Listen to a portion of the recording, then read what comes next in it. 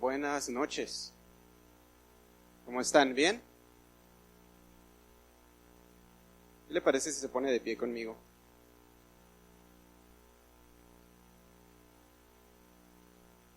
Déjeme ver su Biblia, a ver. Vino. Muy bien. Vaya al Evangelio de Lucas, capítulo 12. No se siente. Vamos a leer la Biblia. Lucas, capítulo 12, verso 57. Lucas 12, 57. Y dice así: ¿Y por qué no juzgáis por vosotros mismos lo que es justo? Cuando vayas al magistrado con tu adversario, procura en el camino arreglarte con él. No sea que te arreste el juez y el juez te entregue al alguacil y el alguacil te meta en la cárcel. Te digo que no saldrás de ahí hasta que hayas pagado aún la última blanca. En este mismo tiempo estaban ahí algunos que le contaban acerca de los galileos cuya sangre Pilato había mezclado con los sacrificios de ellos. Respondiendo Jesús les dijo: ¿pensáis que estos galileos, porque padecieron tales cosas, eran más pecadores que todos los galileos? Os digo, no. Antes, si no os arrepentís, todos pereceréis igualmente. O aquellos 18 sobre los cuales cayó la torre de Siloé y los mató, ¿pensáis que eran más culpables que todos los hombres que habitan en Jerusalén? Os digo, no. Antes, si no os arrepentís, todos pereceréis igualmente.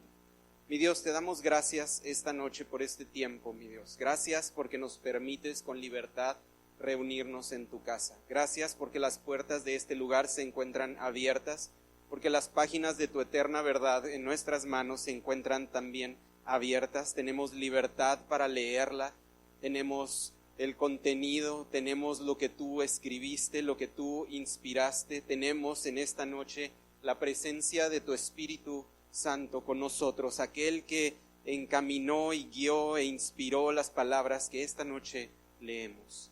Te damos gracias por este hermoso privilegio. Yo te pido, Padre, no nos permitas ignorarlo ni tomarlo como algo sin valor. Te damos gracias porque estamos en este lugar, porque nos has traído y tenemos esta hermosa libertad, que tu palabra, tu verdad, sea predicada esta noche y que tu verdad llegue a nuestros corazones y que nuestros corazones sean transformados y movidos por el poder de tu verdad contenido en tu palabra. Te lo pido, mi Dios, esta noche en el nombre de Jesús. Amén. Ahora sí, tome asiento. Creo que todos de alguna manera, yo recuerdo que mi abuelo cuando yo era chico coleccionaba periódicos, prácticamente tenía suscripciones a todos los periódicos posibles y llegaban periódicos y periódicos los almacenaba en el garage de su casa y ahí estaban. Y él todo sabía, toda noticia, porque le llegaba y se sentaba a leerlo y todo. A lo mejor había veces que yo decía, no, pues ni siquiera me enteré. En nuestros tiempos vivimos en un tiempo de comunicación. Todo lo que sucede es instantáneamente transmitido y todo, si no supiste porque lo viste, ya te lo contaron o ya te dijeron que sucedió, ya corriste porque tienes acceso a esta información. Recientemente hemos escuchado en las noticias acerca de ataques armados en contra de personas inocentes en diferentes partes de Estados Unidos.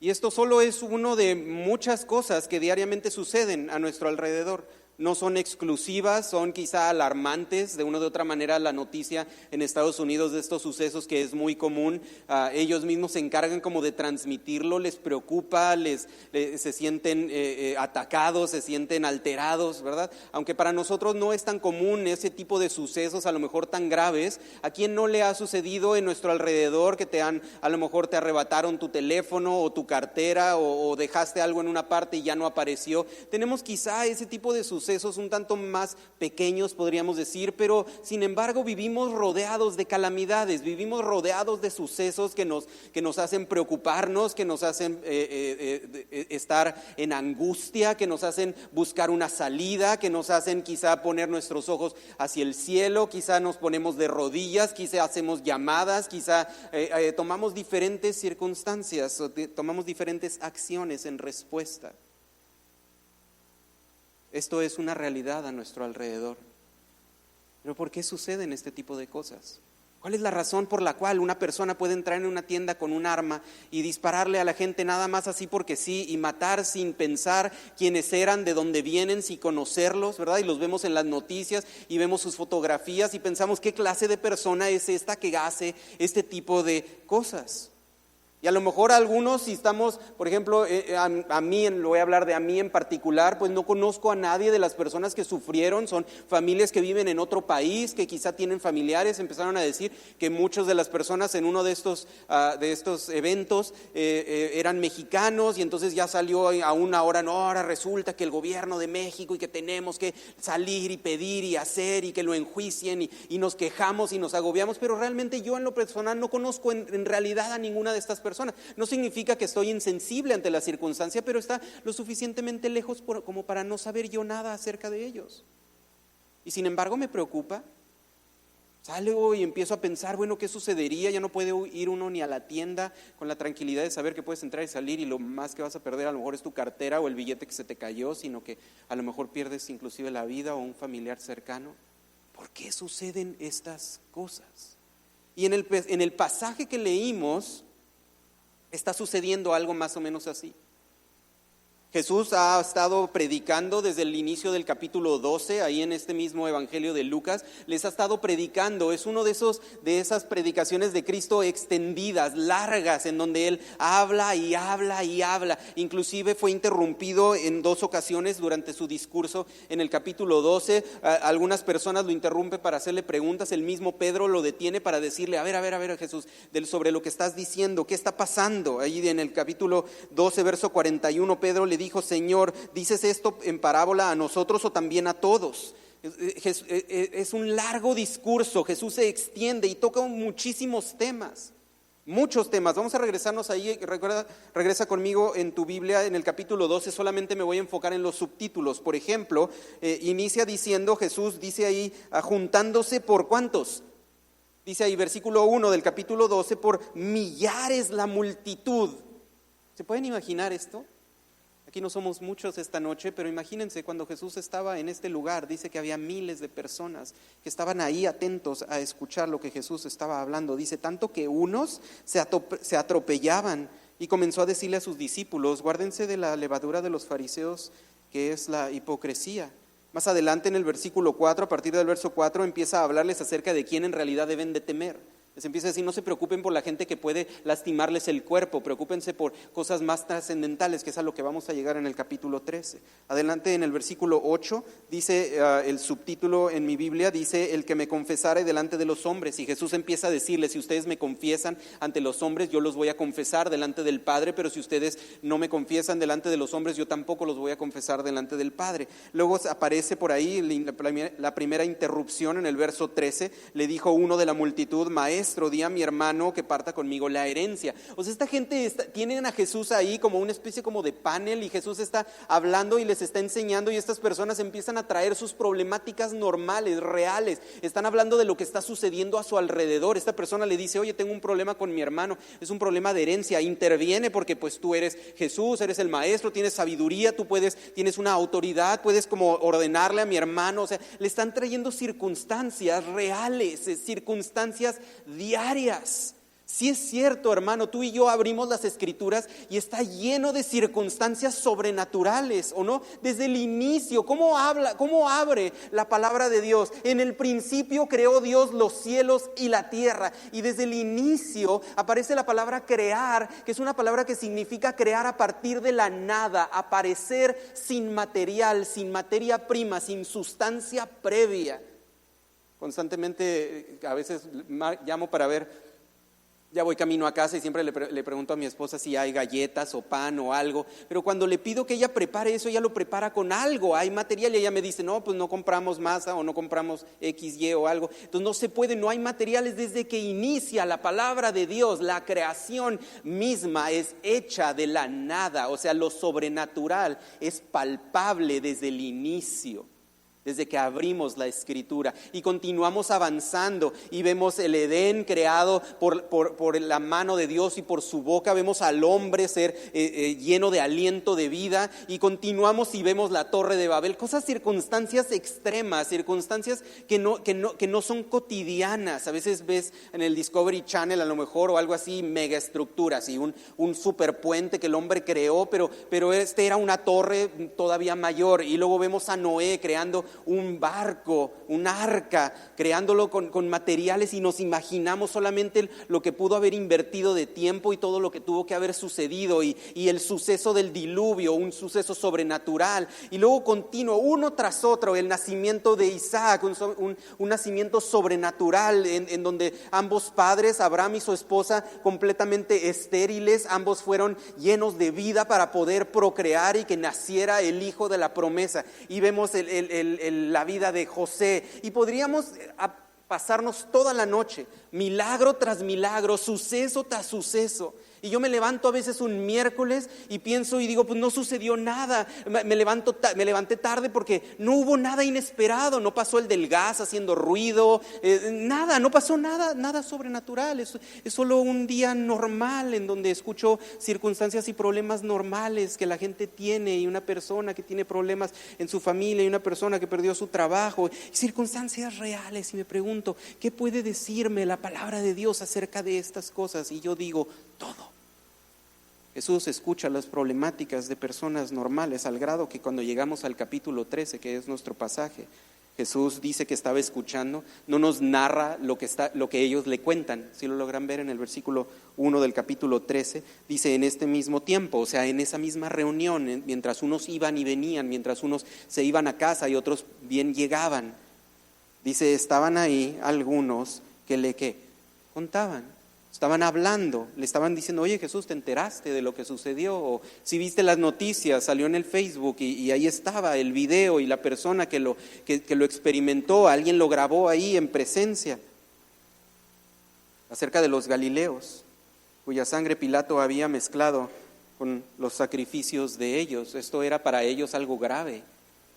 Eran aparentemente galileos, o sea, de parte del pueblo de Dios, pero para los mismos judíos los galileos era como la región baja, eran como la parte feíta del pueblo, del área. Entonces era como pues los galileos, allá donde suceden cosas raras, allá donde la policía ni se atreve a entrar, allá donde la gente pues cuestionablemente tiene buenos principios, allá donde no hay educación, allá donde no hay recursos, allá donde estas personas están hablando de esta manera acerca de los galileos, que les sucedió algo muy grave. Aparentemente sucedió un suceso a través de la historia. Algunos han tratado de armar qué era lo que había sucedido. Aparentemente habían sido asesinados mientras estaban ofreciendo un sacrificio, y entonces la sangre de ellos se había mezclado con la sangre del sacrificio, y eso espiritualmente, de acuerdo a la ley, era algo grave. No estaban en play. ¿Te enteraste lo que sucedió, Jesús? Esto es un problema real. Pobres galileos, pero bueno, asumo, ¿no? Estoy tratando de, a lo mejor agregando información que no veo, que no necesariamente se encuentra ahí, pero ahorita van a ver, Jesús hace inclusive una mención acerca de Jerusalén más adelante, tratando de completar muy probablemente a este sentimiento que ellos tenían de pues allá donde escuchamos puras cosas bien malas de aquellas personas que quién sabe qué han de ver andando haciendo para haberse metido en esa clase de problemas. Algo había ahí, porque las cosas así no nada más le suceden a la gente nomás así porque sí. O sea, uno cuando uno vive bien y cuando uno es decente, las cosas así no, esas cosas no les pasan. No tenemos esas conversaciones a veces. No hacemos mención acerca de que muy posiblemente la gente tiene ciertas acciones. Algo había ahí, porque eso no es normal. Y entonces Jesús, gracias a Dios, el Espíritu nos dice textualmente la respuesta que Jesús le dio a esta circunstancia. Si hablaron con algo quizá de elitismo, algo de racismo contra sus propios hermanos o algo por el estilo, no necesariamente sabemos, pero Jesús le da ambas respuestas, tanto para un suceso que ellos narraron como para un suceso que Jesús ya conoce. Y entonces les dice, ¿pensáis que estos galileos, porque perecieron padecieron tales cosas, ¿eran más pecadores que todos los galileos? O sea, ¿ustedes verdaderamente creen que les sucedió esto porque algo malo andaban haciendo? Y quisiera que consideráramos algunas cosas con respecto al sufrimiento, al padecimiento, a las circunstancias crueles, circunstancias que nos hacen taparnos la boca, sorprendernos, quizá llorar, quizá agobiarnos, preocuparnos. Número 1, todos morimos. En algún momento de nuestra vida todos vamos a morir. Ahora, existen circunstancias como las que son narradas aquí, que estamos leyendo, como circunstancias en nuestra vida el día de hoy en donde escuchamos. Pero todos vamos a morir en algún momento, todos. Aún Lázaro fue resucitado por Cristo 4 días de muerto en la tumba y Lázaro volvió a morir. Todos vamos a morir, eso es una realidad. Número 1. Número 2, todo el tiempo, en todo momento de la historia han sucedido cosas como las que sucedieron esta semana pasada. Todo el tiempo, no es especial. Oh no, estamos en los últimos tiempos, ahora sí, el Señor está cerca, porque suceden este tipo de cosas. No estoy diciendo que Cristo no está cerca, pero estoy diciendo no puedes decir que está cerca nada más porque sucedió esto que sucedió la semana pasada. Porque métete a la historia y ponte a leer cuánta gente murió con la peste negra y otras circunstancias en el pasado y dirías, no recuerdo cuándo ha sucedido algo reciente donde tanta gente haya muerto. El holocausto, la peste, circunstancias muy adversas donde miles y millones de personas han muerto de una forma rápida, de una forma, podríamos decir, sorpresiva. Huracanes, temblores, todo tipo de circunstancias. El que nuestra ciudad haya sido bendecida con algo de paz en ese sentido, en el sentido de desastres sobrenaturales y de todo ese tipo de cosas, no significa que no han sucedido en otras partes. No significa que no sucede. Entonces, número 1, todos morimos. Número 2, todo el tiempo han sucedido este tipo de sucesos. No es la primera vez y ciertamente no será la última. Esos podrán decir usted, no, pues esos... Te esforzaste mucho en sacar esos 2 puntos. Son cosas exageradamente obvias, pero son cosas que son palpables en este texto. Jesús les está diciendo, a ver, espérenme, vamos hablando primero. Están hablando de muerte, algo que sucedió instantáneamente. Espérenme, ¿cuál es la razón por la que ustedes creen que estas personas? La palabra que aparece ahí de pensar significa imaginarte. Estás utilizando tu mente para completar cosas que no necesariamente sabes. Eso es lo que significa pensáis. Están ustedes concluyendo, están ustedes estableciendo verdades cuando no necesariamente es la circunstancia. Número 1, les voy a hablar de 3 cuestiones. Les puse 3 cuestiones. La primera de ellas es la cuestión de la confusión. A veces, como estas personas, Jesús está concluyendo que estas personas están pensando que los hombres que fueron asesinados y cuya sangre fue mezclada con los sacrificios por culpa de un gobernador romano, les sucedió porque eran malas personas, eran pecadores, o por lo menos más pecadores que todos los demás. Y Jesús les dice, no. ¿Ustedes piensan? Respuesta tajante de parte de Cristo, versículo 3, os digo, ¿qué dice ahí? 2 letras, no. No. Número 1, a veces concluimos que circunstancias exageradas le suceden a personas de forma inesperada porque son malas personas. Esa es una cuestión de confusión, les voy a decir por qué. Porque en los relatos de la semana pasada aparecen que víctimas fueron niños. Entonces, ¿cómo casamos la idea de decir le sucedió porque eran malas personas o porque andaban en malos pasos o porque es una cuestión de juicio cuando tenemos niños? Y entonces nuestro mismo pensamiento solito es una cuestión de confusión. Bueno, no, porque son niños, pero entonces, ¿cómo que está pasando? Cuestión de confusión, punto número 1. Punto número 2, los malos siempre reciben su merecido.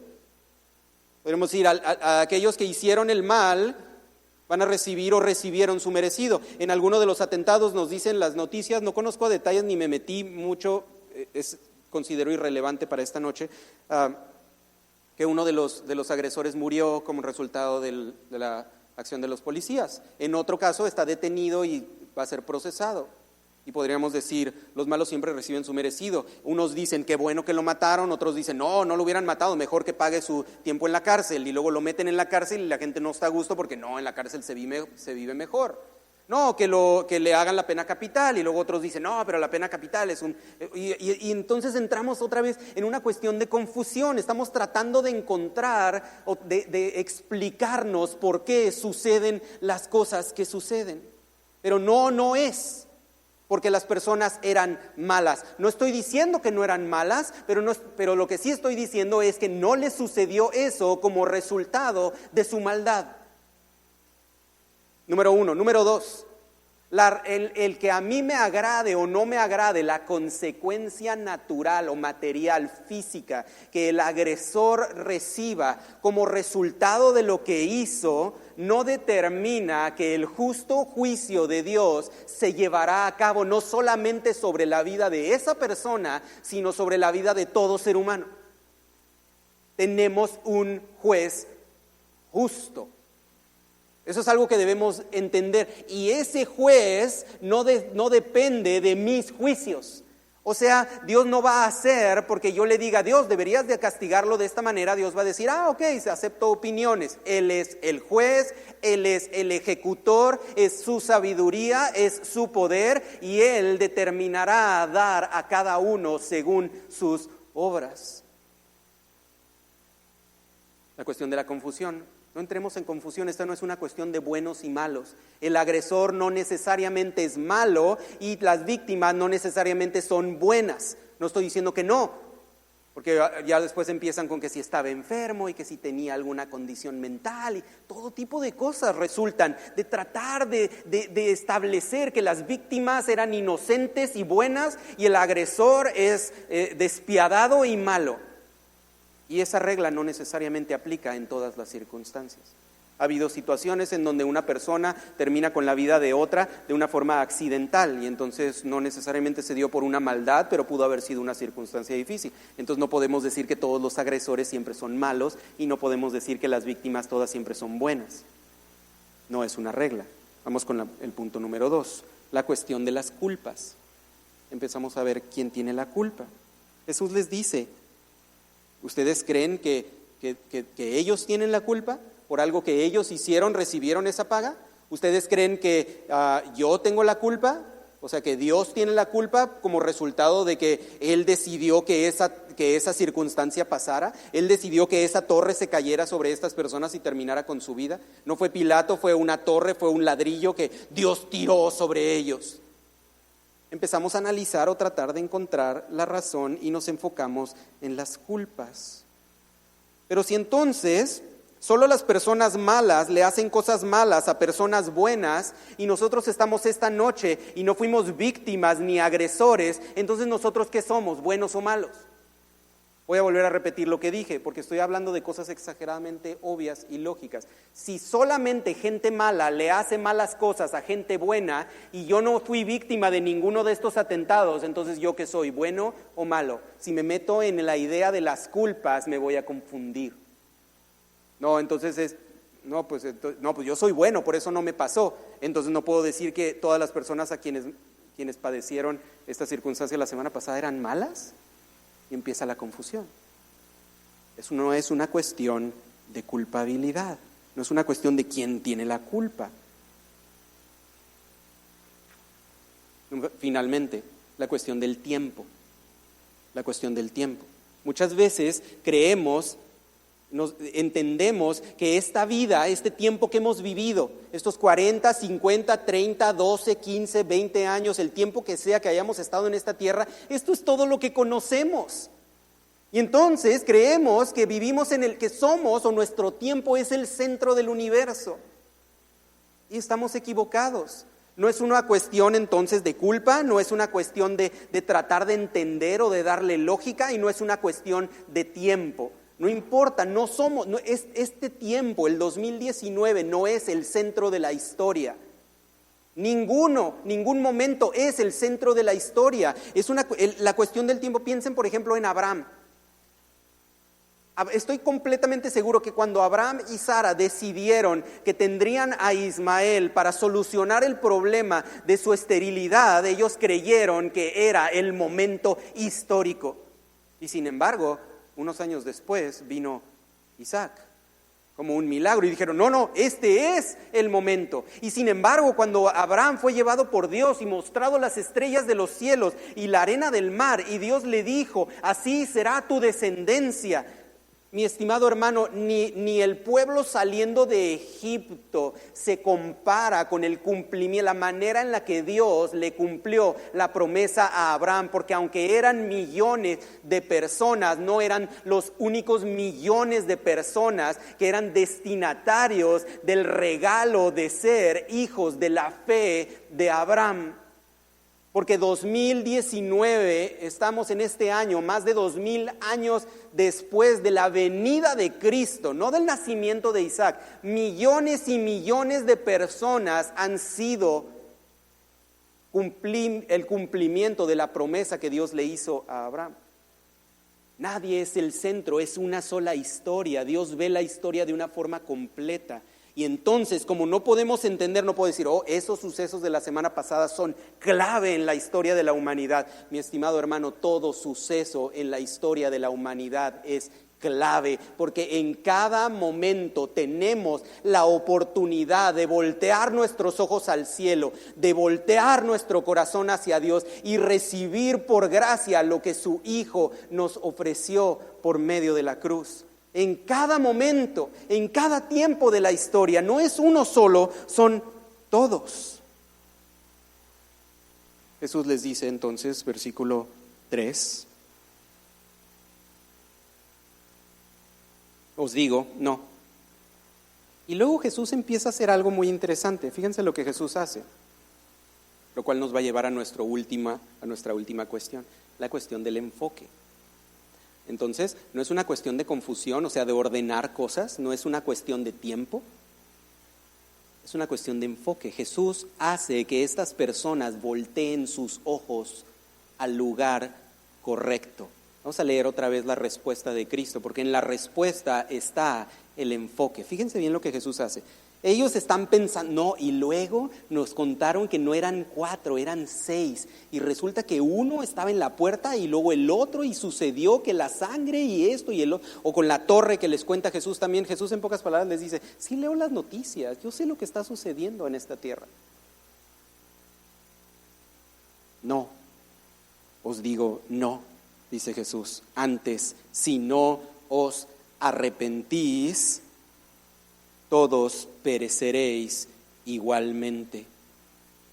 Todos pereceréis igualmente.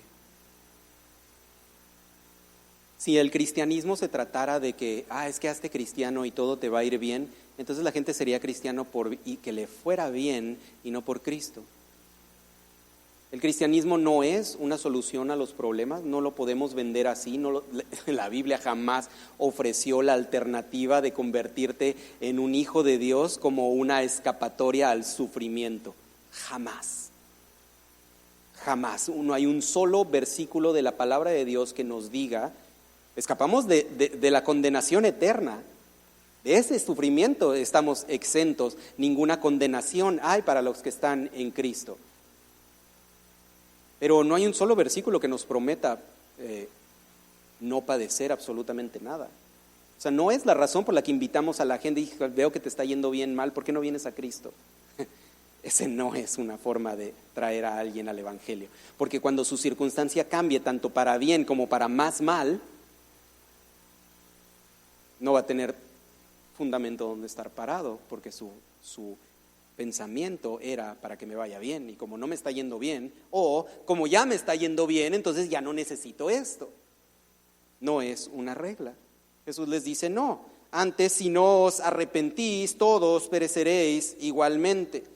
Jesús cambia el enfoque de estas personas en 3 palabras: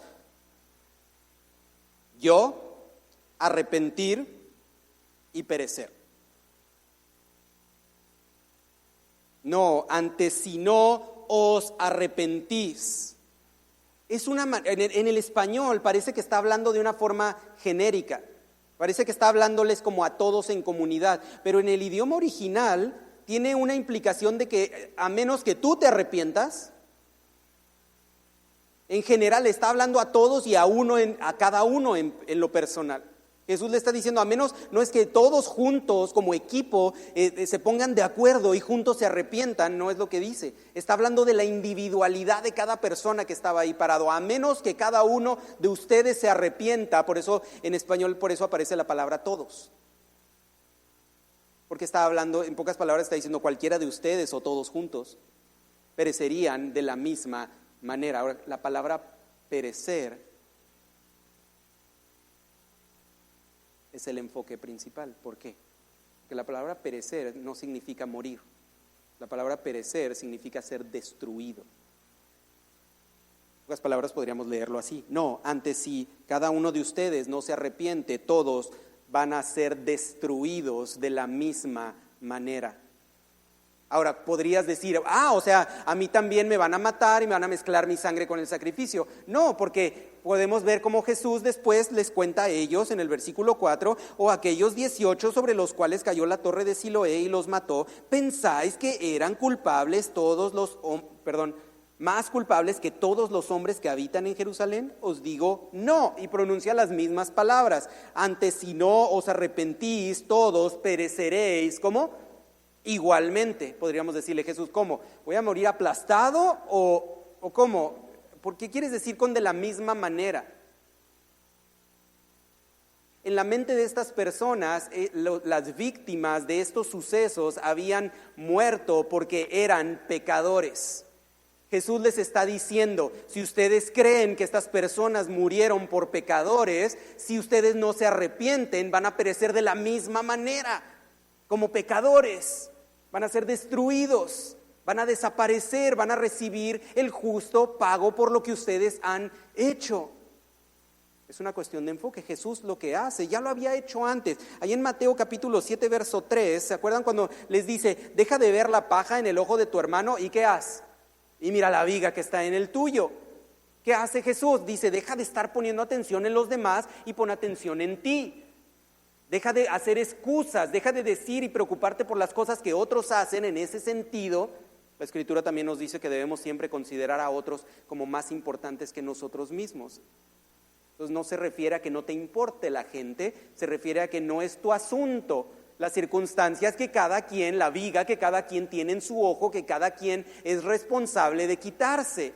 Jesús dijo, si tu mano te es ocasión de caer, no dice si la mano del hermano le es ocasión de caer, ve y córtale la mano. Dice, si tu mano te es ocasión de caer a ti, tú córtate tu propia mano, porque mejor es que tú entres en el cielo sin mano, que todo tu cuerpo sea quemado en el infierno. No está hablando de la preocupación de las circunstancias de otras personas, sino de la tuya.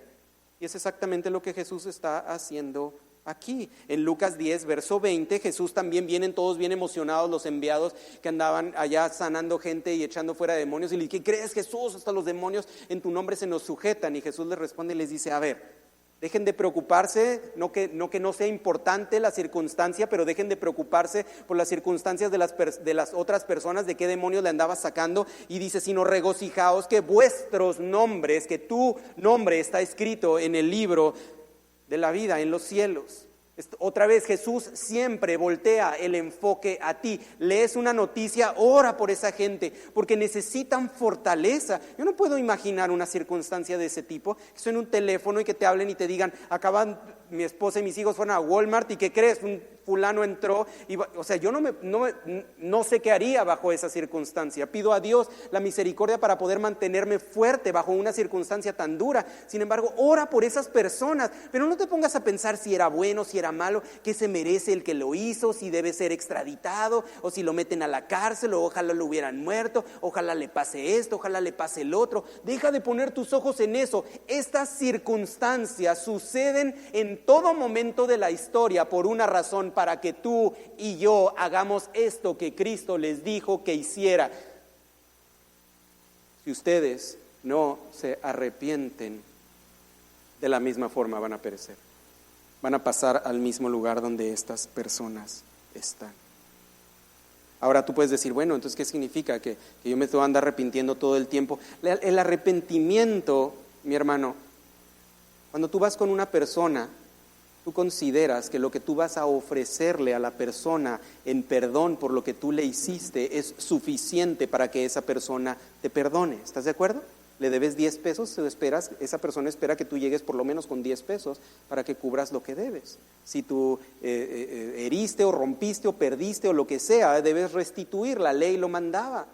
Entonces, cuando nosotros nos acercamos en arrepentimiento, tarde o temprano vamos a decir, ¿por qué Dios me perdonaría? Y entonces no tenemos otra más que recurrir a Cristo. Porque para el arrepentimiento se requiere un pago suficiente por mi acción. Entonces, cuando yo voy con Dios en arrepentimiento a confesar, como dice la carta de Juan, mis pecados a Dios, sabiendo que Él es fiel y justo para perdonar mis pecados y limpiarme de toda maldad, también debo recordar que la razón por la cual el cielo dice perdonado es porque mi paga fue hecha.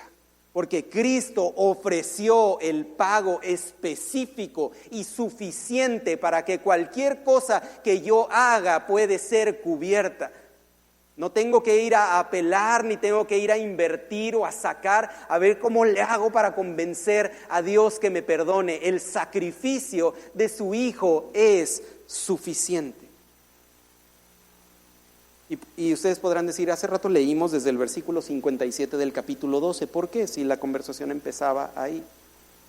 Finalmente vamos a regresarnos ahí, verso 58 del capítulo 12. Dice, cuando vayas al magistrado con tu adversario, procura en el camino, ¿qué? Arreglarte con él. No sea que te arreste el juez y el juez te entregue al alguacil y el alguacil te meta en la cárcel. Te digo que no saldrás. Este es el versículo. Fíjate bien lo que dice estas palabras. Te digo, son palabras de Cristo, que no saldrás. ¿De dónde? De ahí. ¿Dónde es ahí? La cárcel, el lugar donde estás pagando la condena por lo que hiciste. Que no saldrás de ahí hasta que hayas pagado aún la última blanca. Hermanos, ¿sabes? Una cosa debemos recordar. Aunque yo quisiera, aunque yo fuera con Dios, hay gente que de una forma un tanto ilusa, he oído que lo dicen, aunque yo quisiera ir con Dios a decirle, Dios, está bien, soy pecador, estoy en deuda contigo, soy tu enemigo, voy a pagar lo que te debo. El otro día veía un video en donde una persona se enoja con otra persona en una circunstancia de automóviles y la persona en respuesta, utilizando su propio carro, comienza a golpear el carro de la otra persona. Y yo digo, espérame, toda la circunstancia empezó porque esa persona le pegó a tu carro y tu respuesta es golpear más tu propio carro con su propio carro. Hay un momento en donde tú dices, ¿sabes qué? O sea, simplemente yo lo hago. O sea, no importa, estoy dispuesto a pagar el precio, estoy dispuesto a pagar las consecuencias.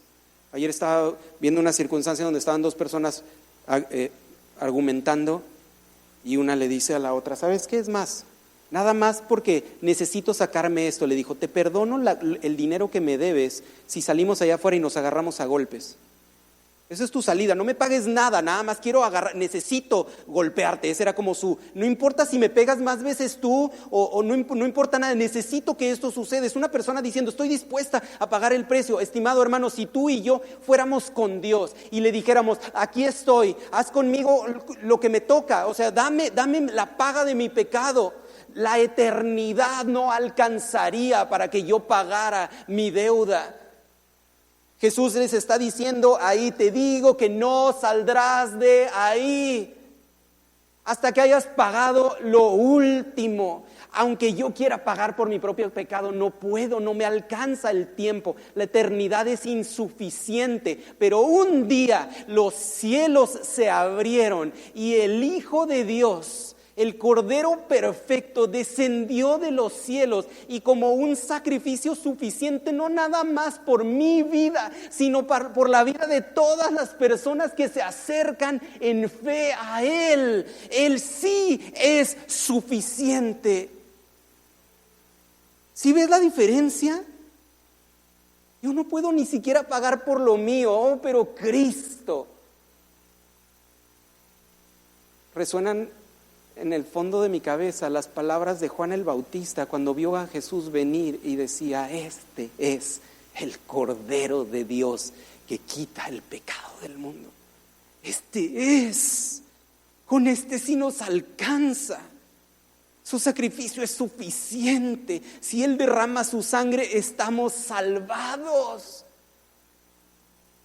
No hay cárcel si Él paga por nosotros. Si yo deposito mi fe en este hermoso sacrificio, soy libre de toda culpa y el pago que no puedo pagar. Aunque quisiera, ¿se acuerdan ahí en el Salmo 51? El salmista le dice: sacrificios no te gustan, no quieres sacrificios, es más, yo los ofrecería. Un corazón arrepentido le dice a Dios: ¿sabes qué, Dios? Si me lo pides, lo hago. ¿Quieres sacrificios? Te los doy. Pero entiendo perfectamente que mi corazón contrito y humillado no es un corazón que está dispuesto a dar todo. No que no, pero no es esa disposición, sino es la aceptación de que no hay corazón dispuesto que pueda ofrecer pago suficiente por sus pecados. Pero el Cordero de Dios, que fue inmolado por nuestros pecados, paga y sobra. Y todo aquel que pone su fe en ese Jesús. Pues, mi hermano, ponte a pensar, estas personas están paradas frente a Él. Lo tienen enfrente a aquel que pagaría por sus pecados. Está ahí, lo podían tocar, estaban escuchando sus palabras. Jesús les decía: crean en mí. Sus apóstoles no saben qué está pasando y después Jesús les dice: si creen en Dios, crean en mí. Soy yo.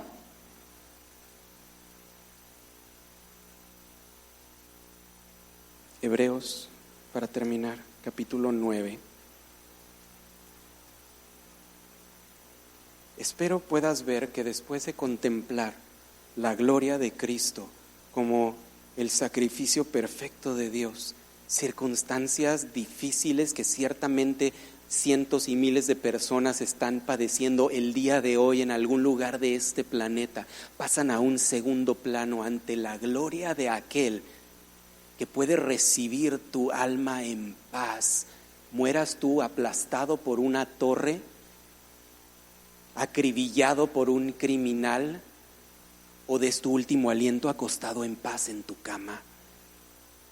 De cualquiera de esas circunstancias, Jesús está del otro lado como el sacrificio perfecto que rompe el velo, traspasa hasta el trono de Dios y te hace sentarte en lugares celestiales con Él. Hebreos capítulo 10, para terminar, verso 23. Fue pues necesario. Mi estimado hermano, ninguna circunstancia que puedes leer tú en las noticias se parece, ni siquiera roza con la injusticia que al mismo tiempo fue justicia del sacrificio de Cristo. Era una injusticia porque si existió, ha existido o existirá un ser humano que no merece padecer una sola cosa, era el Hijo de Dios, y sin embargo por nosotros lo padeció todo.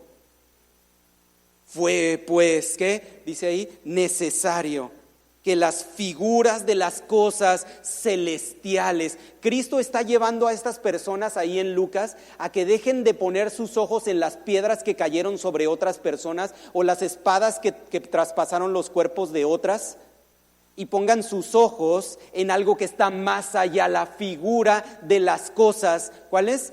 Celestiales, las que no están aquí, las que no son de este planeta, las que no son de esta tierra, las que no se tocan con las manos y las que no se escuchan con los oídos, sino las cosas que se disciernen con el Espíritu, las cosas de las cuales nosotros podemos probar, pues el Espíritu de Dios vive en nosotros.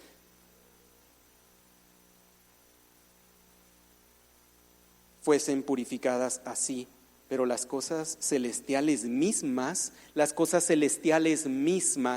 dice, las figuras las figuras, era necesario que se hicieran así, con cosas materiales como derramar la sangre de los machos cabríos, pero las celestiales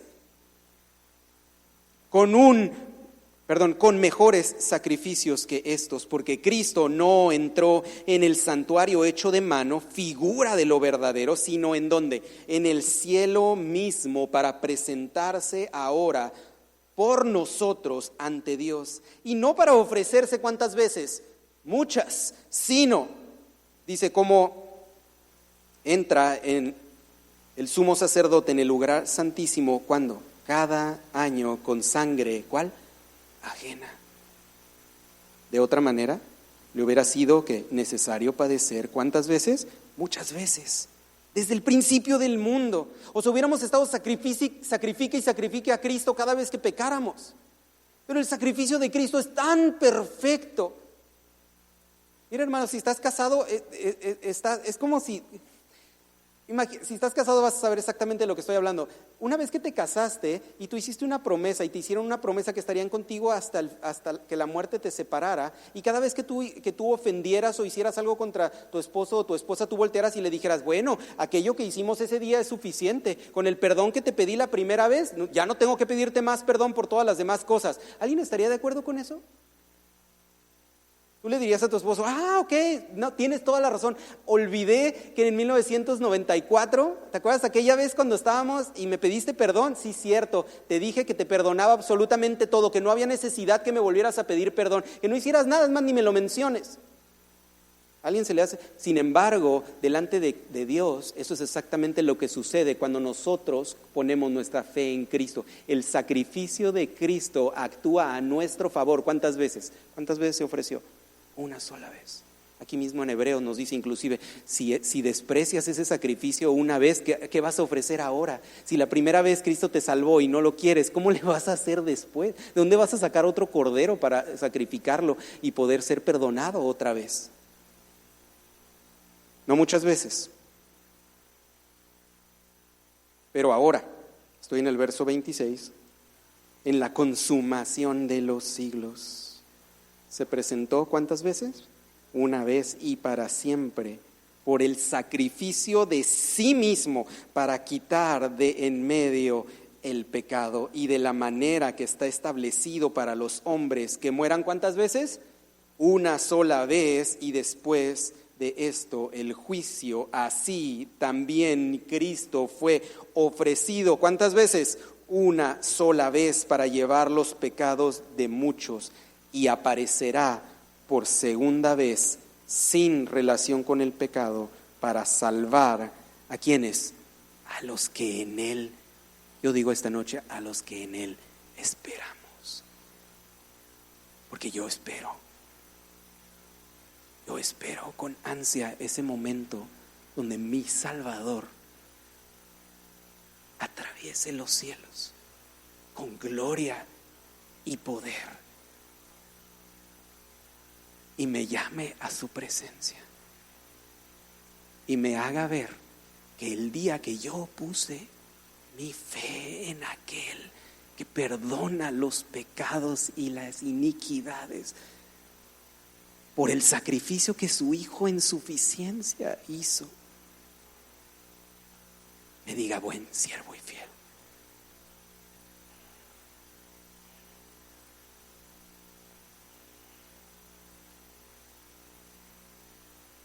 Que estas circunstancias que suceden y la muerte de gente a lo mejor inocente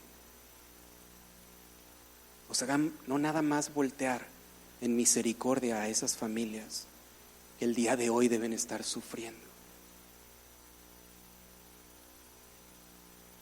pero que nos hagan voltear hacia nosotros y reconocer que sin fe, sin poner nuestra fe en la suficiencia de Cristo, en la, como dice Pablo en Corintios, la locura de la cruz. Es una locura. Cree y serás salvo. Deposita tu confianza en Él y serás salvo. Es una locura. Lee los comentarios en las redes sociales, lo que las personas quieren que les suceda a los agresores de estas personas. Léelos para que veas cómo la gente clama con coraje, con odio, con pasión, el derramamiento de la sangre y de una forma a veces hasta más cruel que la crueldad con la que estas personas actuaron. Y sin embargo el cielo dice: ninguna condenación hay para los que estamos. Yo estoy en Cristo porque he puesto mi fe en Él, y toda persona que pone su fe en Cristo está en el mismo lugar. Él es mi Salvador, Él es mi Señor, y no hay ninguna condenación, pero no porque no exista la condenación, sino porque mi Cristo la pagó en mi lugar. Y eso me da fuerza para poder leer cualquier encabezado, para recibir cualquier llamada, para pasar por cualquier prueba de fuego. ¿Por qué? Porque mi Cristo está conmigo. Y mi último aliento aquí será mi primer aliento en su presencia. Mi Dios, te doy gracias esta noche, porque tú eres nuestro consuelo. Porque no importa que estemos padeciendo, tú estás con nosotros, pues padeciste aún más. Te puedes compadecer de nuestras debilidades, has estado ahí. Nosotros, como pecadores, merecemos muchas veces, pero tú, en santidad y justicia, en inocencia completa, sufriste la paga máxima por nuestros pecados. Nos entiendes esta noche, Padre. Te pido misericordia y paz para las familias que esta noche, no nada más de las personas que escuchamos, porque ciertamente hay personas que sufren en silencio, gente que muere cada momento bajo diferentes circunstancias de las cuales ni siquiera nos enteramos, pero tú sí estás ahí. Extiende tu mano de gracia como lo has hecho con nosotros. Extiende tu mano de misericordia y levanta al caído. Gracias porque, como dice tu palabra, tú eres paciente, esperando, no retrasando tu promesa de volver por nosotros, sino esperando para que tu paciencia nos lleve al arrepentimiento, nos guíe por los pasos de la cruz, que nos lleve a los pies de tu Hijo, que nos haga poner nuestra fe en Él. Oh Padre, qué hermoso regalo ofreces tú a través de tu gracia. Yo te pido, mi Dios, que nos enseñes a sufrir adecuadamente. Nos enseñes a encauzar y encaminar nuestras oraciones, que quites toda confusión, que quites todo prejuicio, que no nos hagas pensar que uno es malo, otro es malo, que tú eres malo, que tú eres cruel, porque no lo eres. Ciertamente manifestaste tu gracia, tu bondad, tu misericordia en que diste a tu Hijo. ¿Cómo podemos pensar ante cualquier circunstancia que tú eres un Dios malo cuando hemos visto y gustado de tu bondad? Respiramos esta noche por tu gracia, por tu misericordia, porque eres bueno. Cuidas de nuestros cuerpos, de nuestras vidas, porque eres bueno.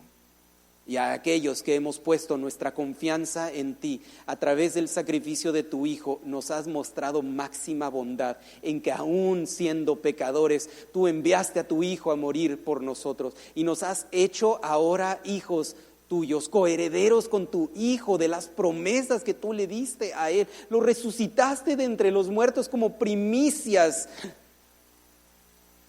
Y ahora nosotros tenemos la certeza que seremos resucitados el día que tú suenes esa hermosa trompeta.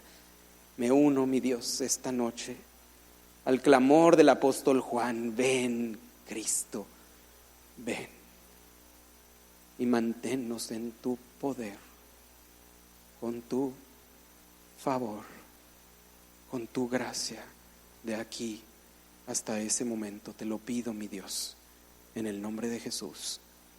Amén. Que Dios les bendiga.